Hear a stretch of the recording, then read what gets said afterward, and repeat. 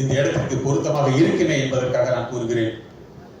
இன்னும் சொல்ல போனா புதிதாக இந்த வியாபாரத்தை தொடங்கலாமா வேண்டாமா என்பவர்களுக்கு இது பொருந்தாது.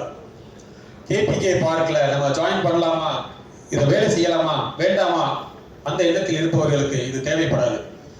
இதுதான் லாஸ்ட் பஸ், இதுதான் last train, last box, last flight, what ever you have to think. எது வேண்டுமானால் நீங்கள் புரிந்து கொள்ளுங்கள், முடிவெடுத்துக் கொள்ளுங்கள். ஒருவேளை நீங்கள் முடிவெடுத்து this is the right platform, this is the right company, நானே கம்பெனி ஆரம்பித்தால் கூட இந்த அளவுக்கு ஸ்ட்ராங்காக என்னால் டெவலப் பண்ண முடியாது அப்படிங்கிற ஒரு எண்ணம் வந்ததுக்கு பின் நான் ஜெயித்தே தீர்வேன்.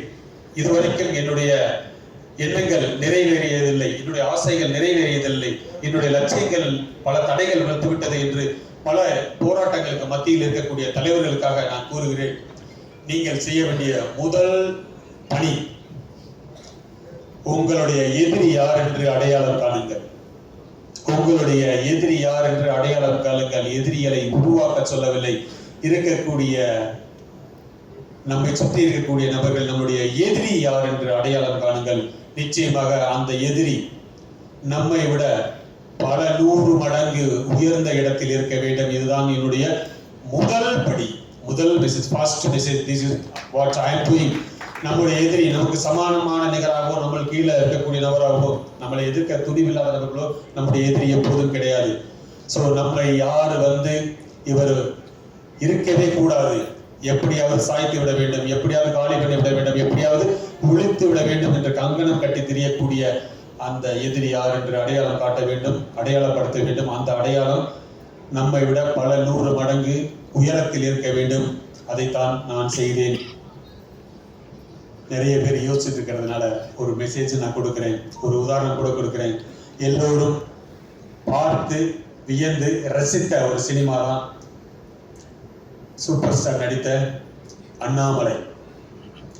அண்ணாமலை படத்தில் சூப்பர் ஸ்டார் ரஜினிகாந்த் அவர்கள் மிகப்பெரிய வெற்றி அடைந்ததற்கு மிக முக்கிய காரணம் என்னவென்றால் அவருடைய நண்பர் விரோதியாக மாறினதுக்கு பின்னாடிதான் அவருடைய வெற்றிக்கான அந்த லட்சியக்கான பெரிய வேட்கை, அது வரைக்கும் சாதாரண நபராக இருந்த நபர் ஒரு சாதனை புரிவதற்கு உண்டான விதை எப்போது விழுந்தது என்றால் அந்த எதிரியாக பாவித்து அந்த எதிரியை வெல்ல வேண்டும் என்று அந்த துணிச்சலோடு பணி செய்வதுதான், அந்த வேட்கை தான் மிகப்பெரிய ஒரு வெற்றியாளராக மாற்றியது என்பது படம் சொல்லும் பாடம். அதிலிருந்து எடுத்துக்கொண்ட மெசேஜ் தான் எனக்குள்ள இருக்கக்கூடிய வெறியாக மாறி எத்தனையோ நபர்கள், எத்தனையோ தடங்கல்கள், எத்தனையோ போராட்டங்கள், ஒவ்வொருவருக்குள்ளும் இருக்கக்கூடிய அந்த போராட்டம் எனக்குள்ளும் இருந்தது. அதை எடுத்து வெற்றி கொள்வதற்கு நான் எடுத்துக்கொண்ட ஆயுதம் எப்படியாவது ஜெயித்து விட வேண்டும்.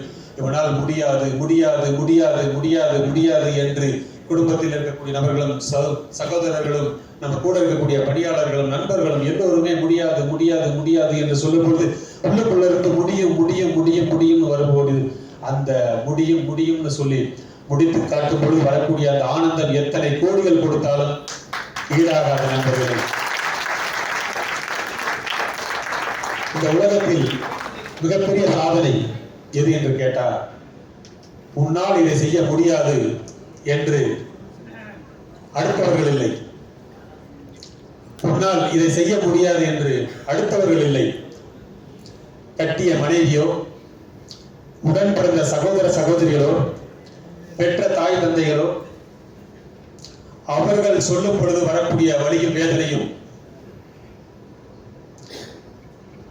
அந்த பணியை சரியாக செய்து என்னால் முடியும் என்ற நம்பிக்கையோடு நான் முடித்து விட்டேன், நான் வாழ்க்கையில் ஜெயித்து விட்டேன், அந்த ஆனந்தத்திற்கு ஈடு இணையின் உலகத்தில் வேறு எதுவும் கிடையாது. நெட்வொர்க்ல தோத்துட்டேன், நெட்வொர்க் பண்ணாத, கிரிப்டோ கரன்சில லாஸ் ஆயிட்ட, கிரிப்டோ கரன்சி போகாத சொல்றாங்களா சார்? அவங்களுக்கு என்ன நாம பதில் சொல்ல போறோம்?